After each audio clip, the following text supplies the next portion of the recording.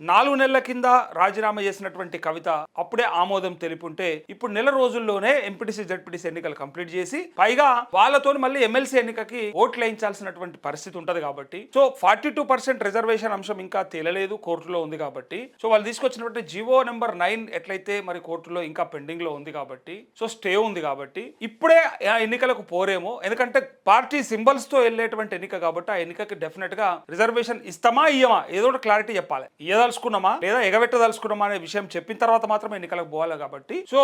ఇప్పుడు ఈ ఎమ్మెల్సీ స్థానానికి అంటే వెకేట్ జరిగితే మళ్ళీ ఎన్నిక పెట్టాల్సి వస్తే ఇబ్బంది అవుతుంది కాబట్టి వాళ్ళ 4 నెలల నుంచి తాత్సారం చేసుకుంటూ వచ్చి నిన్న అంటే మొన్న కవితతోని ఒక గంట సేపు అర్ధగంట సేపు మాట్లాడిచ్చి ఆ అవకాశం ఇచ్చి ఫైనల్ గా తన కడుపులో ఉన్నటువంటి ఆ బాధనంతా కక్కేలాగా అవకాశం ఇప్పించి గతంలో ఎన్టీ రామారావు కూడా ఇవ్వలేదట. గతంలో నేను రాజీనామా చేసిపోతున్నా అని చెప్పడానికి ఎన్టీ రామారావు కూడా నేను ఎందుకు రాజీనామా చేస్తున్నా చెప్పుకుందామని చెప్పడానికి అవకాశం ఇవ్వలేదట. సోషల్ మీడియాలో వైరల్ అవుతా ఉంది.